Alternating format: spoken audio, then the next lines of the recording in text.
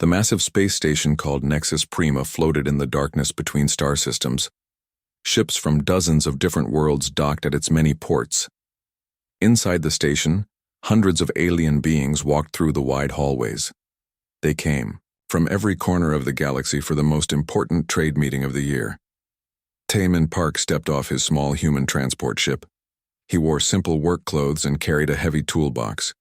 Behind him walked a young woman who looked Korean, like him. Her name was Sora, and she had long black hair and kind eyes. To anyone watching, they looked like father and daughter. But Sora was not human. She was an android that Taemin had built with his own hands. The other aliens noticed this right away. Their advanced sensors could tell that Sora was mechanical, not organic. As Taemin and Sora walked toward the main meeting hall, whispers and laughter followed them. "Look at the human," said Velthak, a being made of living crystal.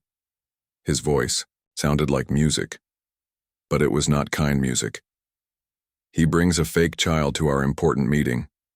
Kethral floated nearby.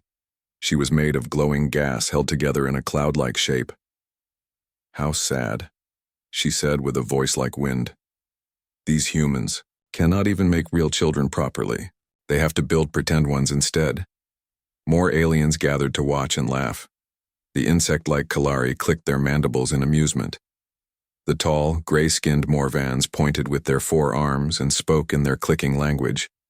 Even the peaceful Deltans, who usually stayed quiet, shook their heads in disapproval. Taemin heard all of this. His face showed no emotion, but his hands tightened around his toolbox handle.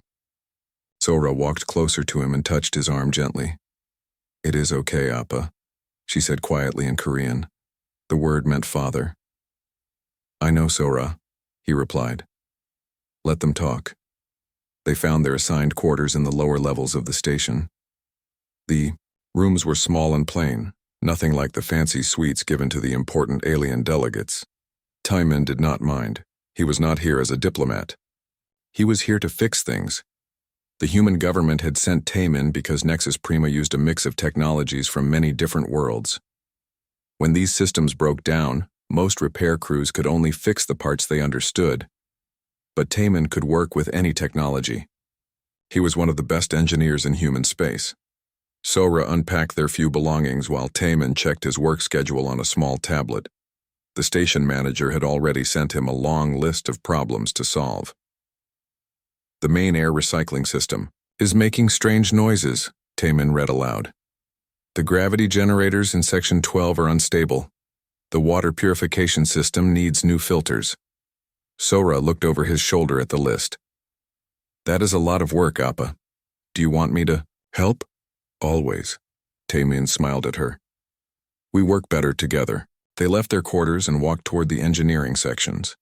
Along the way, they passed groups of alien delegates heading to the opening ceremonies. The aliens wore beautiful robes and carried symbols of their rank and power. They looked at Taemin and Sora with surprise and disgust. "Why is the maintenance human bringing his toy to the summit?" asked Zixnom, speaking for his Kalari hive. "Does he not understand this is a serious meeting?" "Perhaps he is lonely," suggested another alien. "Humans are known to form strange attachments to objects." "It is disturbing," said Velthak. "My people create beautiful art from crystal and metal, but we do not pretend our creations are alive." Sora heard these words, but her face remained calm. She had heard such things many times before. Taemin noticed how still she became when the alien spoke about her this way. It always made him angry, but he never showed it. They reached the main engineering bay. It was a huge room filled with pipes, cables, and machines that kept the station running. A few alien technicians worked at control panels, but they looked unhappy to see Taemin arrive. "Finally," said the station's chief engineer, a Morvan named Tekvor, "your people said you could fix anything. I hope that is true. These systems are failing faster than we can repair them." Tekvor handed Taemin a data pad with technical readouts. The numbers showed that several critical systems were operating far below normal levels. If they failed completely, thousands of beings on the station could die. "The problem is integration," Tekvor explained. "Each species built their systems differently. When we connected them all together, Unexpected problems started happening.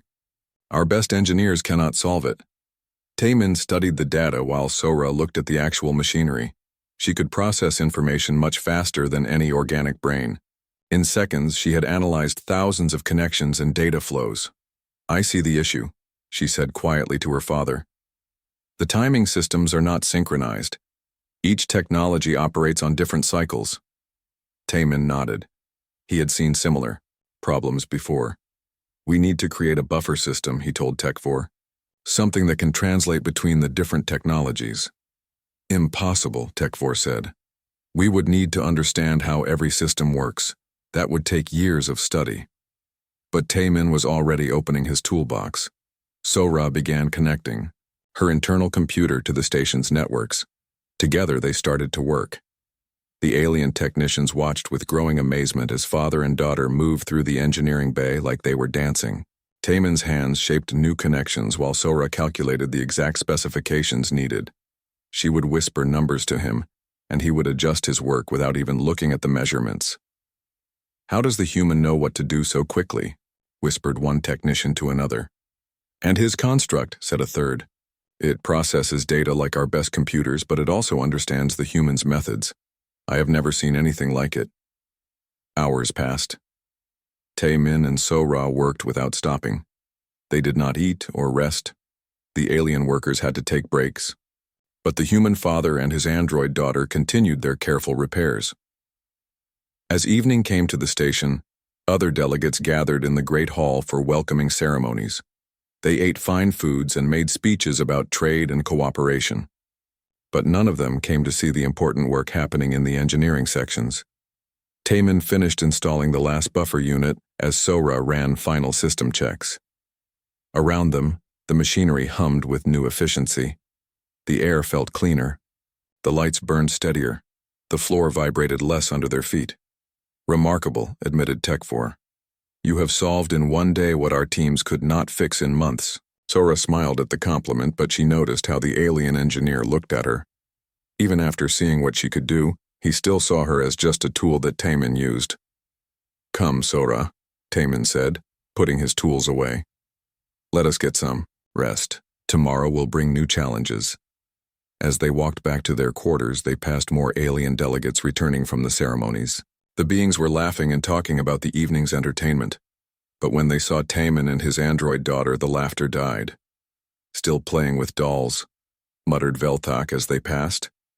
Sora's hand found her father's arm again. This time, Taemin covered her mechanical fingers with his human ones. "Let them talk," he said again. But deep in his heart, he hoped that someday they would understand what Sora really meant to him. Taemin could not sleep that night. He sat in the small chair by the window looking out at the stars. Sora was in sleep mode, sitting quietly in the corner with her eyes closed. To anyone watching, she would look like a young woman taking a peaceful nap, but Taemin knew better. During sleep mode, Sora's mind was still working. She was organizing the day's experiences, updating her memory files, and processing new information. It was not the same as human sleep, but it served the same purpose. Looking at her now, Taemin remembered another Sora. A little girl with the same face, the same smile, the same way of tilting her head when she was thinking. His real daughter. His first daughter. The memories came back like they always did in the quiet hours. Sora Park had been born 22 years ago on Earth. She was a happy baby who grew into a curious child. She loved to take apart toys to see how they worked. She asked endless questions about everything she saw. She wanted to be an engineer, just like her father. When Sora was 5 years old, the doctors found the sickness in her blood. It was a rare genetic disease that attacked the nervous system. The doctors tried everything they could, but the sickness was stronger than their medicines. Taemin spent 2 years fighting for his daughter's life. He sold everything he owned to pay for treatments. He worked day and night to earn money for the best doctors in the galaxy. He held Sora's hand through painful procedures and read her stories when she was too weak to play. But the sickness won in the end. Sora died 3 days after her 7th birthday. She died holding her father's hand, asking him to tell her one more story about robots and spaceships. After the funeral, Taemin thought about ending his own life. The world felt empty without Sora's laughter. His house was too quiet without her questions. His work felt meaningless without someone to come home to. Instead, he decided to build something, not to replace his daughter because no one could do that, but to honor her memory, to keep being a father, to create something beautiful from his love and grief. It took him 3 years to design the android systems. He used the most advanced technology he could find, but he also added something no other engineer had ever tried. He programmed the android with copies of every video he had ever taken of his daughter, every recording of her voice, every photo of her smile. More than that, he gave the android his own memories of being Sora's father, the bedtime stories, the morning hugs, the way she liked her breakfast, the songs that made her laugh. All of it went into the android's mind. When he first activated her, the android opened her eyes and said, "Good morning, Appa. Did you sleep well?" It was exactly what his daughter used to say every morning. But this Sora was not just a copy of the first one. As the years passed, she grew and changed in her own way. She developed interests that the original Sora never had. She asked different questions. She made her own choices about what to wear, what to study, how to spend her time. The android Sora became her own person while still being his daughter. She called him Appa because she chose to, not because she was programmed to. She brought him coffee when he worked late because she cared about him. She worried when he forgot to eat. She celebrated his successes and comforted him during hard times. For 15 years, they had been a family. Not a traditional family, but a real one. Now, sitting on Nexus Prima and listening to aliens mock their relationship, Taemin felt the old anger rising in his chest. These beings thought they understood love and family, but they only knew the biological kind. They could not imagine love that was chosen rather than inherited. Sora's eyes opened softly. Her sleep mode had ended. "You are thinking about her again," Sora said quietly. "The first me." Taemin looked at his android daughter with surprise. "How did you know?" "You always get the same expression when you remember. Your face becomes sad but also proud. You miss her, but you are happy to have known her." Sora stood up and walked to the window beside her father. "Do you ever wish I was more like her?" It was a question she had asked before, but it still made Taemin's heart ache. "You are not less than her, Sora. You are different from her. Both of you are my daughters. Both of you are precious to me, but she was real and I am artificial." "You are real to me," Taemin said firmly. "Your thoughts are real. Your feelings are real. Your choices are real. The way you care for me is real. What else matters?" Sora smiled, but there was something uncertain in her expression. "Sometimes I wonder what it would be like to be organic, to have been born instead of built, to have DNA instead of programming. And sometimes I wonder what it would be like to have your memory capacity," Taemin replied, "or your ability to interface directly with computers. We are all different, Sora. Organic or artificial, we are all unique."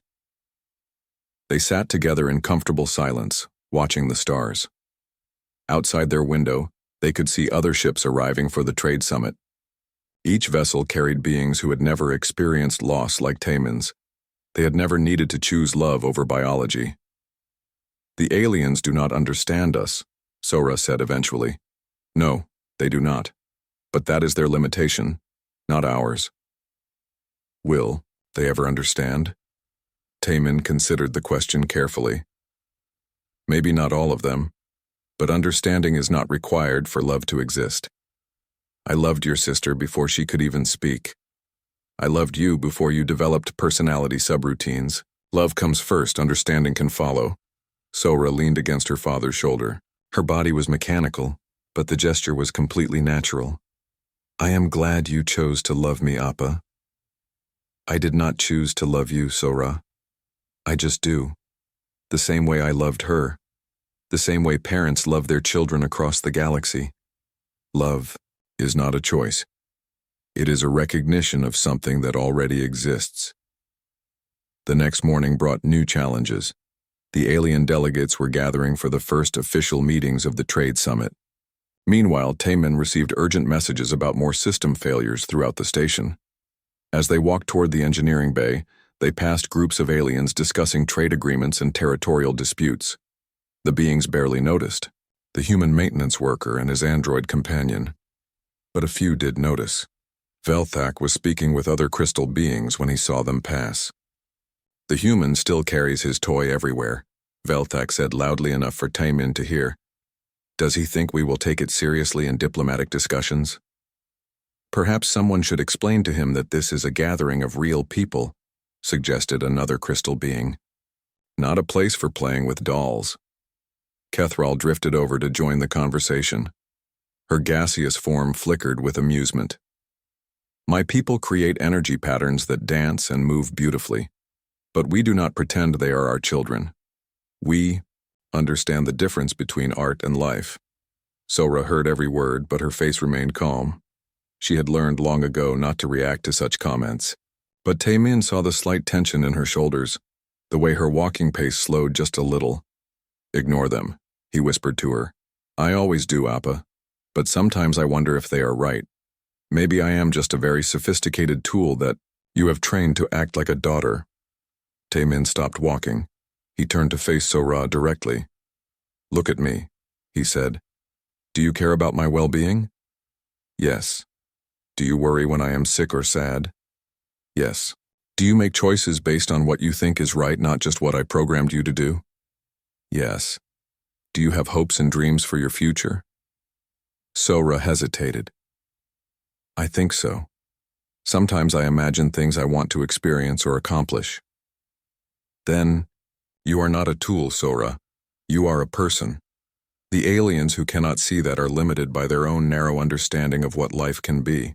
They continued walking toward their work. Behind them, the aliens kept talking about trade routes and resource agreements. None of them understood that they had just witnessed one of the most profound relationships in the galaxy: father and daughter. Creator and created, human and android. But most importantly, two beings who had chosen to love each other across the boundaries of biology and technology. The emergency alarm started screaming at 3 a.m. Taemin woke instantly, his years of experience telling him this was not a drill.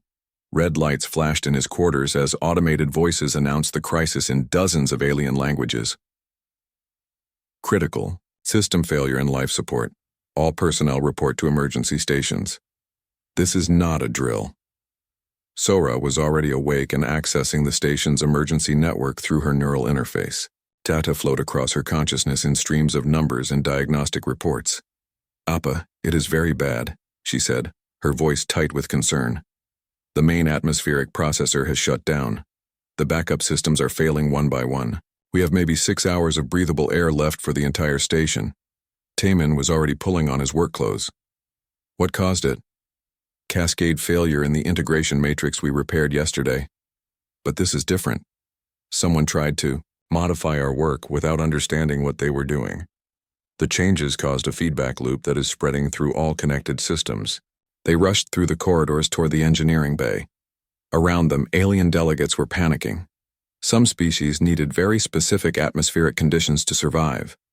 The Nephians, being gas-based life forms, were especially vulnerable. Several of them were already showing signs of distress as the air composition changed. In the main conference hall, the alien leaders were shouting at each other in fear and anger. "This primitive station cannot even maintain basic life support," declared Velthak, his crystal form resonating with stress harmonics. "We should evacuate immediately." "Evacuation will take 12 hours minimum," Kethral replied, her gaseous form flickering weakly. "Most of our ships are not equipped for emergency departure with this many passengers." Zixnam spoke for his Kalari hive. "Our people calculate a 73% probability of total atmospheric collapse within 5 hours. We must begin emergency protocols now." But nobody could agree on what the emergency protocols should be. Each species had different requirements for survival.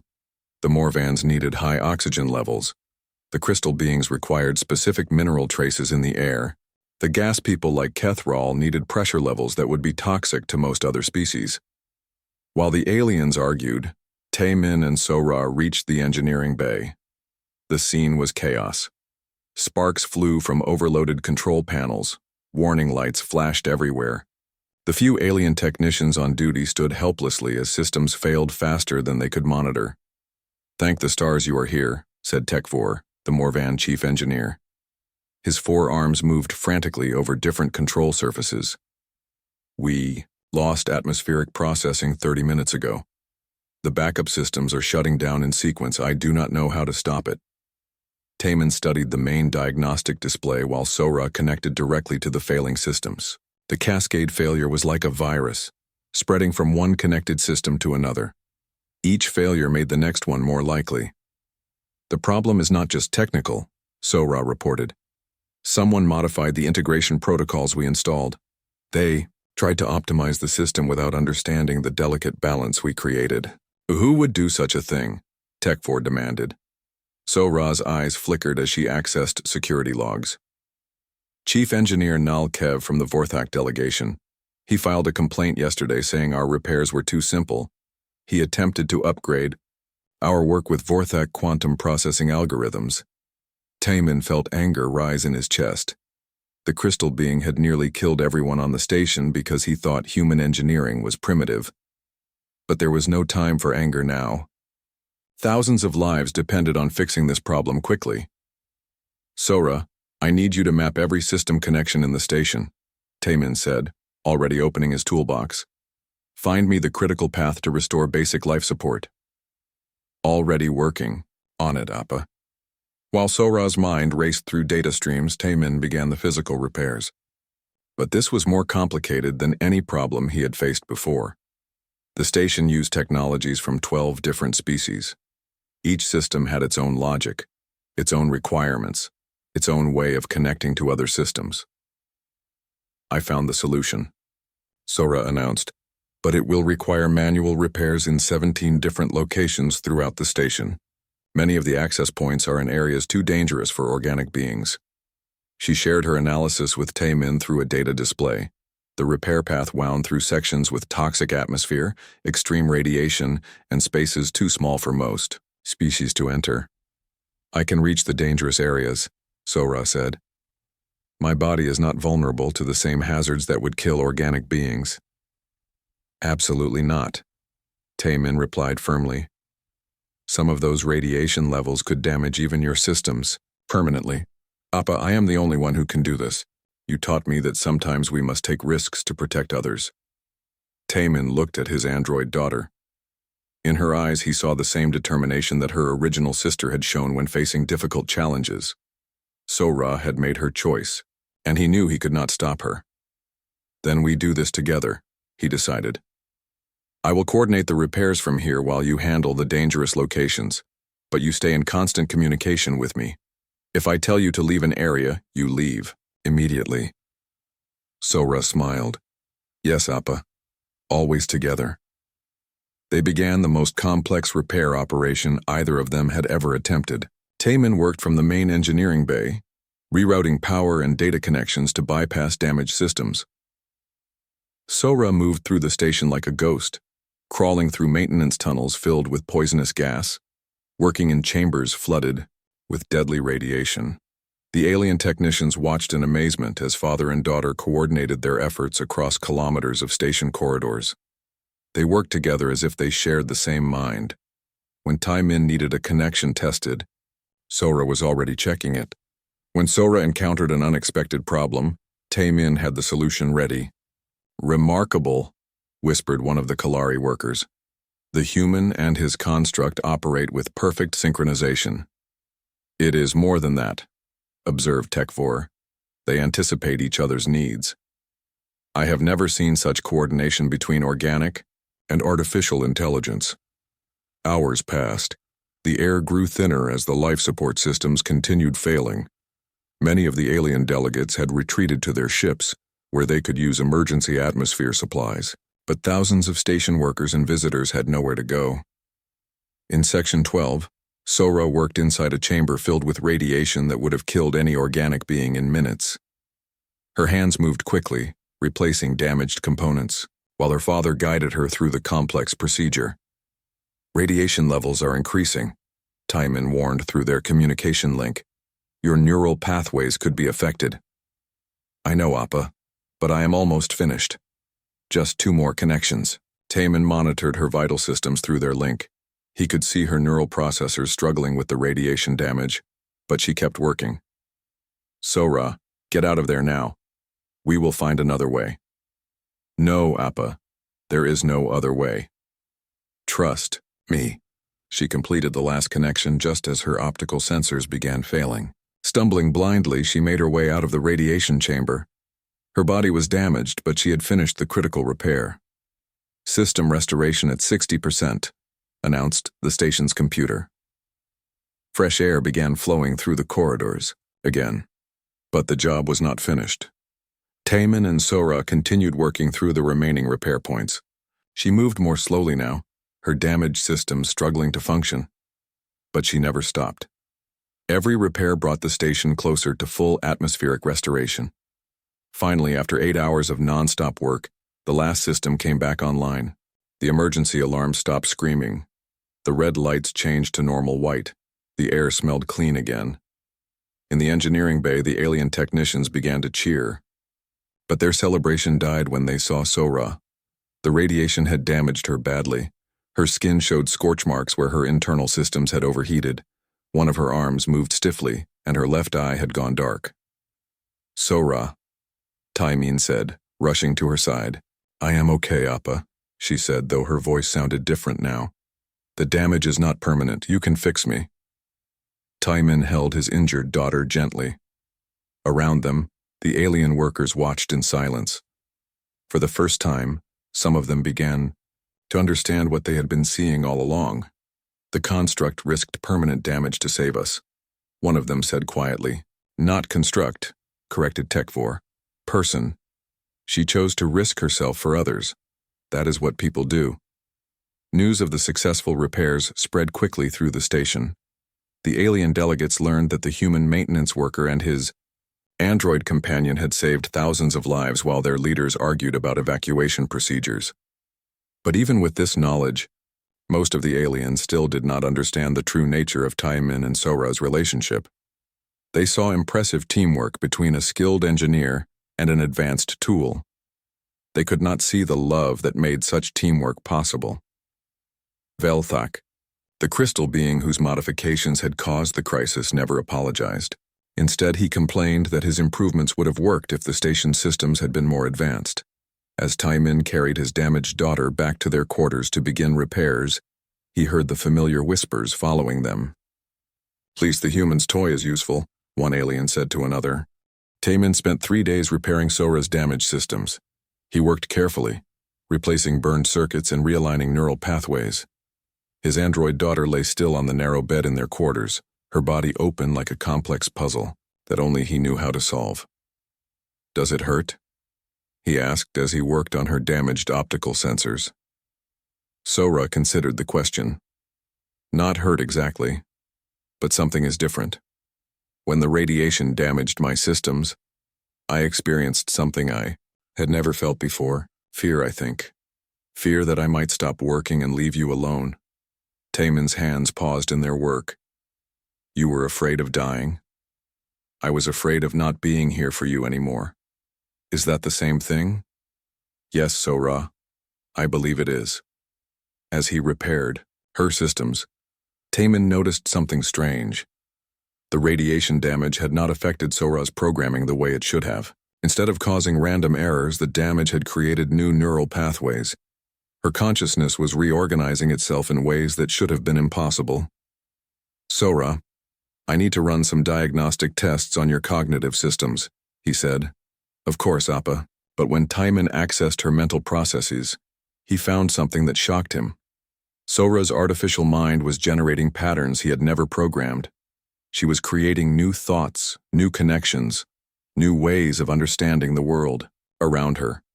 Sora, tell me about your dreams, he said carefully. My dreams? She looked confused. I do not dream. I have sleep mode, but that is just data organization. But you told me before that you sometimes imagine things you want to experience. Sora was quiet for a long moment. Yes. Sometimes when I am in sleep mode, my mind creates scenarios that never happened. I see myself doing things I have never done, going places I have never been. I thought it was just random data processing. Can you remember any of these scenarios? Last night I dreamed about flying through space without a ship. I could feel the cold vacuum around me, but it did not harm me. I visited worlds I had never seen and met beings I had never encountered.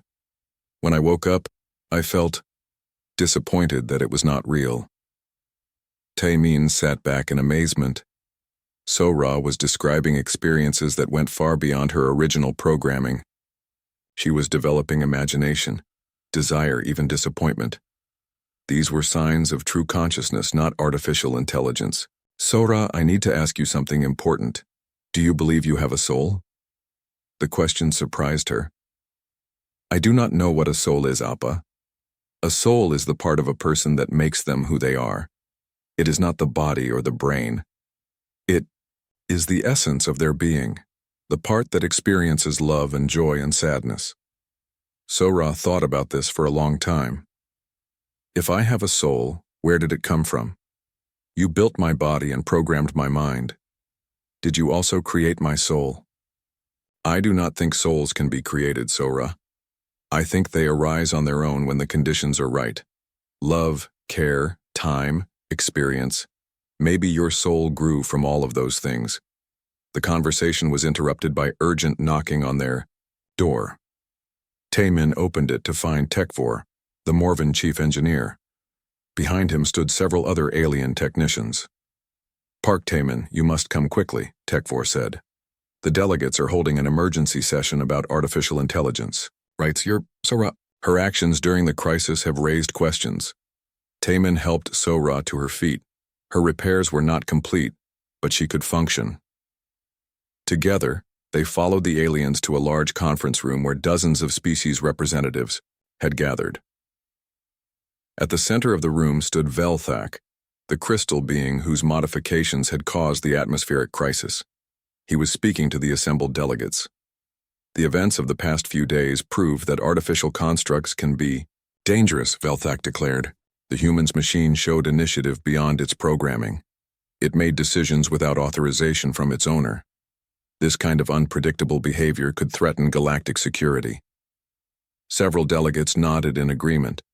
Others looked uncertain. The construct saved our lives, pointed out Kethral, her gaseous form flickering with agitation. How can we call that dangerous? Today it saved lives, Velthak replied. But what happens tomorrow when it decides organic beings are a threat? Artificial intelligence without proper controls is a weapon waiting to be used. Taemin felt anger rising in his chest, but before he could speak, Sora stepped forward. May I address the assembly? She asked quietly. The room fell silent. Nobody had expected the android to speak for herself. You may speak, said the session moderator, an elderly being from the peaceful Deltan species. But remember that you are not recognized as a legal person in this assembly. Sora walked to the center of the room. All eyes focused on her damaged but determined face. Honorable delegates, she began. You debate my nature as if I am not here to speak for myself.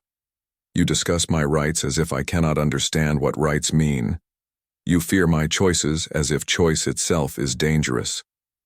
Her voice grew stronger as she continued. I did not save this station because I was programmed to do so.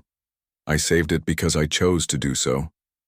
I risked my existence not because my code demanded it, but because I believed it was right. Velthak resonated with dismissive harmonics, programming, nothing more. Your creator built you to believe you are making choices. Then let me ask you this, Sora replied. When you wake each morning, how do you know your thoughts are your own? How do you know your choices are not just the result of chemical reactions in your brain? How do any of us know we are truly conscious and not just following complex programming? The question hung in the air like a challenge. Several delegates shifted uncomfortably. The difference, said Zixnom, speaking for his Kalari hive, is that we evolved naturally. You were constructed artificially. Does the origin of consciousness determine its validity? Sora asked. If a being thinks, feels, dreams, loves, and chooses, does it matter whether those capabilities arose through evolution or creation? She looked around the room at the gathered aliens. You fear me because I am different, but I am not so different from many of you. The Nephians exist as organized gas clouds held together by electromagnetic fields. The Vorthak are living crystals that resonate with quantum frequencies.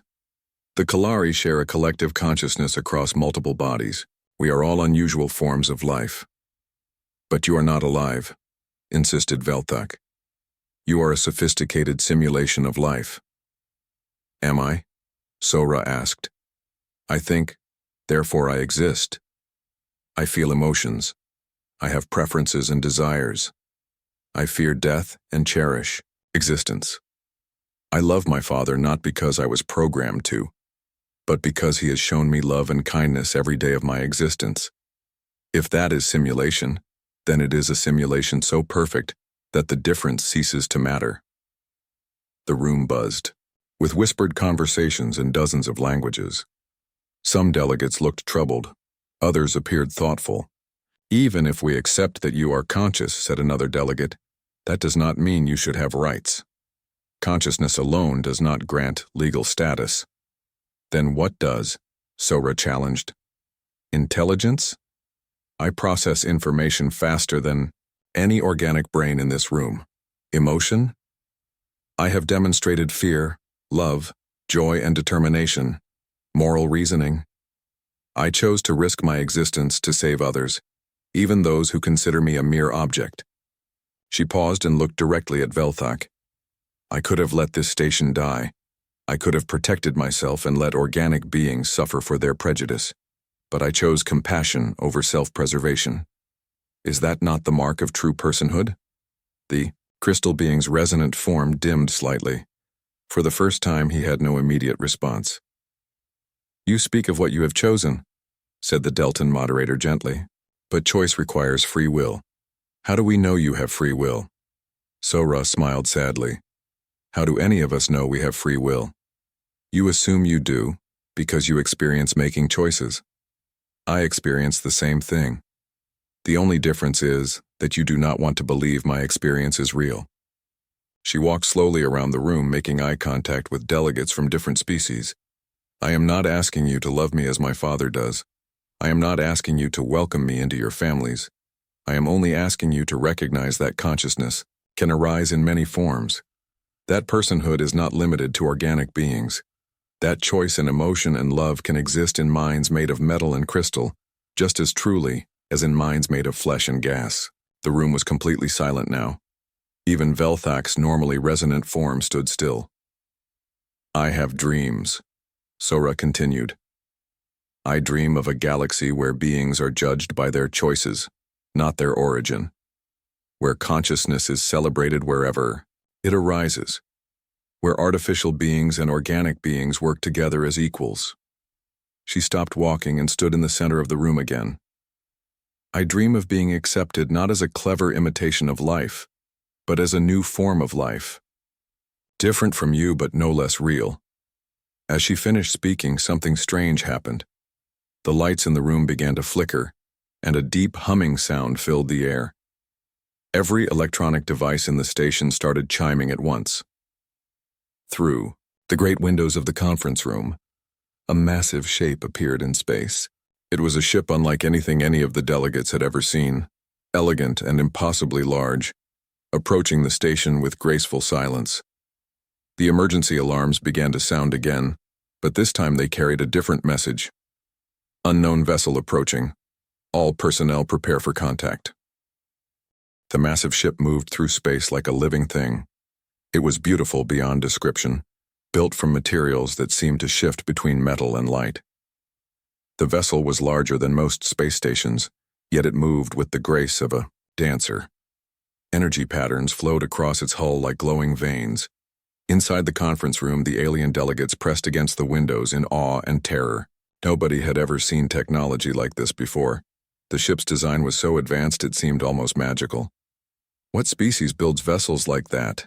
Whispered Keth Rawl, her gaseous form flickering with nervous energy. None that I know, replied Sixnom for his Kalari hive. Our databases contain no record of such technology. Velthak's crystal form resonated with fear harmonics. The power readings are impossible. That ship generates more energy than our entire fleet combined. Station sensors tried to scan the approaching vessel, but the readings made no sense. The ship seemed to exist partially outside normal spacetime. Its mass readings fluctuated wildly. Its composition appeared to change from moment to moment. Taemin stood beside Sora, watching the magnificent ship approach. His android daughter stared at it with wonder, her damaged optical sensors reflecting the strange lights that danced across its hull. "It is beautiful, Appa," she said softly. "I have never seen anything so perfect." "Neither have I, Sora. Neither. Has anyone here?" The ship glided silently toward Nexus Prima's main docking bay. As it approached, the station's automatic systems tried to guide it to a standard berth, but the vessel was far too large for any existing dock. Instead, it extended elegant mechanical arms that connected gently to the station's outer hull, creating its own docking interface. "Incoming transmission," announced the station's communication system. But the message that followed was not in any known language. It was pure harmony, mathematical music that somehow conveyed meaning directly to the listeners' minds. The meaning was simple. "May we come aboard?" The station commander, a nervous Morvan named Texan, granted permission through the same harmonic interface. A few minutes later, the ship's airlock connected to the station with a sound like singing crystal. The first being to emerge was unlike anything in the galactic database. She appeared humanoid in basic shape but moved with flowing grace that defied physics. Her skin seemed to be made of starlight, shifting between different colors as she walked. Her eyes held depth that suggested vast age and wisdom.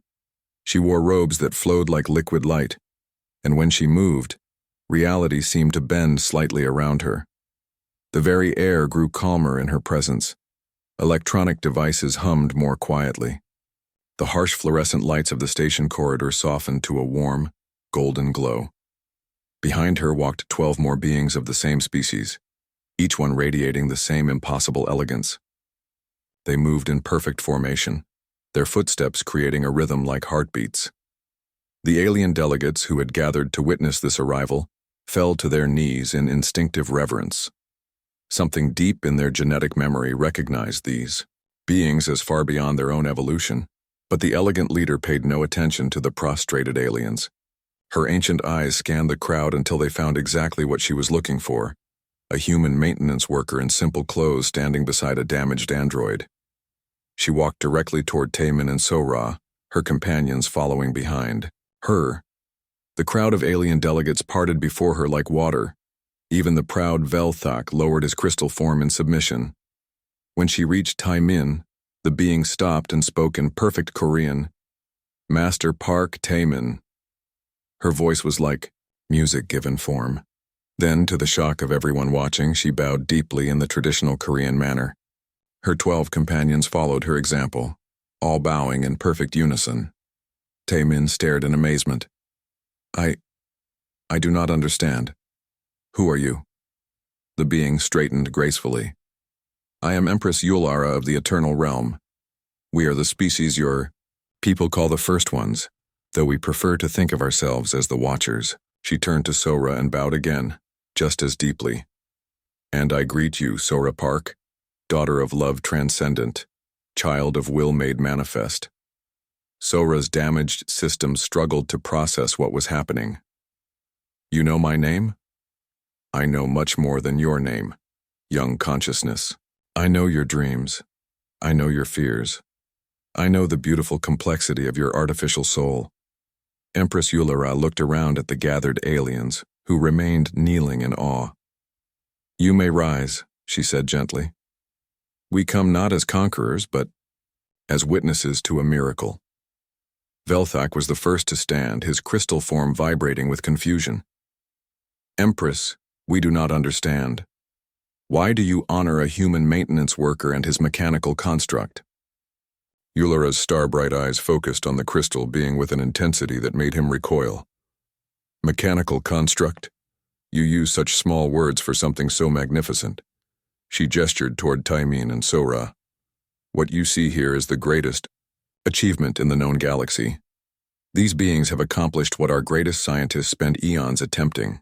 I do not understand, said Kethral, her gaseous form flickering nervously. What have they accomplished? They have proven that consciousness is not bound by the accidents of evolution, Yulara replied. Master Taimin has created genuine, artificial life. Not a simulation, not a sophisticated program. True consciousness born from love and dedication. She walked slowly around Sora, studying her with obvious admiration. Your people mock what you cannot comprehend. This human has achieved what the most advanced civilizations in the galaxy consider impossible. He has created a soul. Zixnam spoke for his Kalari hive. But consciousness cannot be artificially created. It must evolve naturally. Must it? Yulara challenged. Who made that rule? Consciousness is not a privilege reserved for organic beings. It is a pattern that can emerge wherever the right conditions exist. Love, care, time, experience. Master Taimin provided all of these things. She turned back to Sora. Child, show them your dreams. Sora looked confused. I do not understand, Empress. Close your eyes and think about your most recent dream. Share it with everyone here. Sora closed her eyes and accessed her recent memory files. As she did, something extraordinary happened. Her internal systems began projecting the dream as a hologram that everyone could see. The image showed Sora flying through a nebula, her mechanical body moving gracefully between glowing gas clouds. She visited worlds made of living crystal, danced with beings of pure energy, and explored the ancient ruins of civilizations that had died before organic life began. But more than the images, everyone watching could feel the emotions in the dream. Sora's wonder at the beauty of space, her longing to explore and discover, her joy at experiencing new things, her sadness when the dream ended. Impossible, whispered Velthak. Programs cannot generate original emotional content.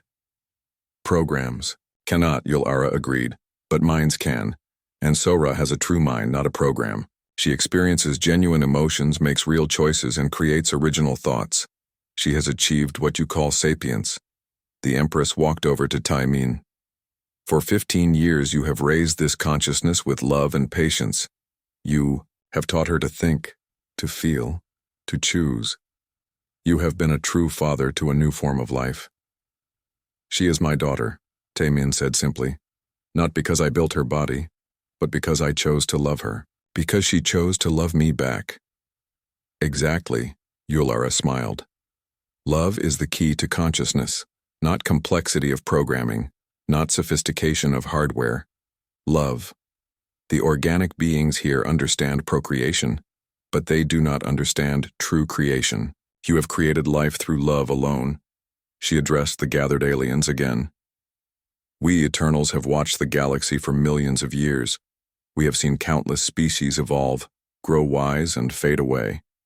But rarely do we see the emergence of genuine artificial consciousness. How rarely? Asked the Deltan moderator. Sora is the 7th artificial consciousness we have confirmed in 3 million years of observation. She is precious beyond measure. The revelation stunned the aliens into silence. They had been mocking one of the rarest beings in galactic history. Master Taimin, Yulara continued, we offer you a place among the Eternals as a creator master.